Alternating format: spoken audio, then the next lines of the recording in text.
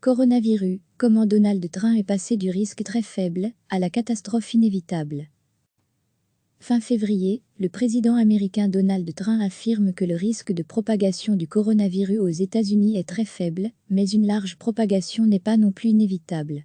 Grâce à tout ce que nous avons fait, le risque pour les Américains reste très faible. Le 2 février, l'administration Trump a interdit l'accès au territoire américain de tous les voyageurs non américains s'étant rendus en Chine, dans les 2 semaines précédant leur arrivée aux États-Unis. Selon Donald Trump, les USA sont prêts à répondre à l'épidémie du nouveau virus à une échelle beaucoup plus grande. Les États-Unis ont commandé de nombreux masques de protection au cas où. Les États-Unis dépassent la barre des 1300 cas d'infection au nouveau coronavirus, et 38 personnes en sont mortes. Les prix du pétrole chutent de plus de 6% après l'annonce par le président américain Donald Trump. Mais à cette même conférence de presse, alors qu'il venait de rappeler au public américain les mesures d'hygiène publique de base à respecter, des mesures de bon sens selon lui, il serre la main de patrons de grandes entreprises américaines des secteurs de la distribution ou de la santé présents à la conférence.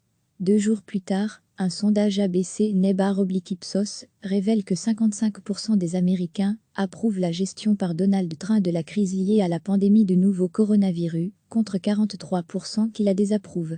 En une semaine, le changement de perception est net. Lors d'un sondage publié le 13 mars par le même institut, 43% des Américains seulement approuvaient son action, contre 54% qui la désapprouvaient. Le milliardaire républicain adopte désormais un ton nouveau, appelant à l'unité nationale face à cet ennemi invisible. Monsieur Trump se présente désormais comme un président en temps de guerre. Le président américain Donald Trump déplore l'impact des restrictions sur l'économie et laisse entendre qu'il pourrait aller vers un assouplissement, faisant fi des recommandations des autorités sanitaires et scientifiques de son pays. Nous ne pouvons laisser le remède être pire que le problème lui-même, écrit-il sur Twitter. Il faut aplatir la courbe des contaminations, pas l'économie, souligne l'un de ses messages. Le lendemain, sur Fox News, Donald Trump remet à nouveau en garde mardi contre un confinement prolongé aux États-Unis qui pourrait selon lui détruire le pays. Le président estime qu'une grave récession pourrait faire plus de victimes que le nouveau coronavirus. On perd des milliers et des milliers de personnes chaque année à cause de la grippe et on ne met pas le pays à l'arrêt, a affirmé M. Trump. La grippe fait environ 37 000 morts en moyenne chaque année aux États-Unis. Le nouveau coronavirus a entraîné la mort de 600 personnes, avec près de 50 000 cas officiellement déclarés, selon le comptage de l'université de Johns Hopkins. Il faut retourner au travail, beaucoup plus tôt que les gens ne le pensent, j'adorerais rouvrir le pays d'ici Pâques. Le président américain Donald Trump signe vendredi 29 mars le plan de relance de 2 000 milliards de dollars adopté par le Congrès pour soutenir la première économie mondiale, asphyxiée par le coronavirus. Nous avons été frappés par l'ennemi invisible et nous avons été durement frappés, déclare M. Trump lors d'une cérémonie de signature dans le bureau ovale.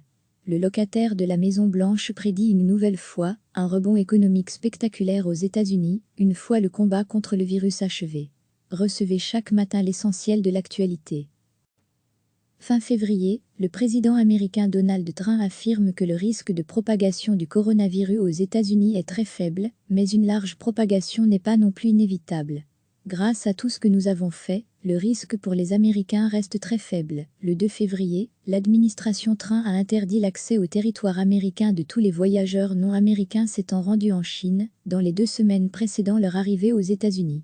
Selon Donald Trump, les USA sont prêts à répondre à l'épidémie du nouveau virus à une échelle beaucoup plus grande. Les États-Unis ont commandé de nombreux masques de protection au cas où. Les États-Unis dépassent la barre des 1300 cas d'infection au nouveau coronavirus, et 38 personnes en sont mortes.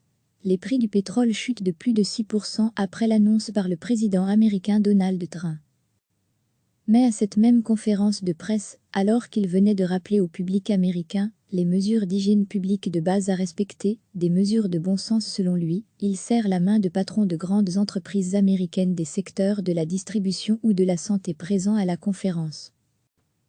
2 jours plus tard, un sondage ABC Ipsos révèle que 55% des Américains approuvent la gestion par Donald Trump de la crise liée à la pandémie de nouveau coronavirus, contre 43% qui la désapprouvent. En une semaine, le changement de perception est net. Lors d'un sondage publié le 13 mars par le même institut, 43% des Américains seulement approuvaient son action, contre 54% qui la désapprouvaient. Le milliardaire républicain adopte désormais un ton nouveau, appelant à l'unité nationale face à cet ennemi invisible. Monsieur Trump se présente désormais comme un président en temps de guerre. Le président américain Donald Trump déplore l'impact des restrictions sur l'économie et laisse entendre qu'il pourrait aller vers un assouplissement, faisant fi des recommandations des autorités sanitaires et scientifiques de son pays. Nous ne pouvons laisser le remède être pire que le problème lui-même, écrit-il sur Twitter. Il faut aplatir la courbe des contaminations, pas l'économie, souligne l'un de ses messages. Le lendemain, sur Fox News, Donald Trump remet à nouveau en garde mardi contre un confinement prolongé aux États-Unis qui pourrait selon lui détruire le pays.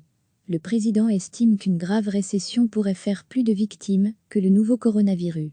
On perd des milliers et des milliers de personnes chaque année à cause de la grippe et on ne met pas le pays à l'arrêt, a affirmé M. Trump. La grippe fait environ 37 000 morts en moyenne chaque année aux États-Unis. Le nouveau coronavirus a entraîné la mort de 600 personnes, avec près de 50 000 cas officiellement déclarés, selon le comptage de l'université de Johns Hopkins. Il faut retourner au travail, beaucoup plus tôt que les gens ne le pensent, j'adorerais rouvrir le pays d'ici Pâques. Le président américain Donald Trump signe vendredi 29 mars le plan de relance de 2 000 milliards de dollars adopté par le Congrès pour soutenir la première économie mondiale, asphyxiée par le coronavirus.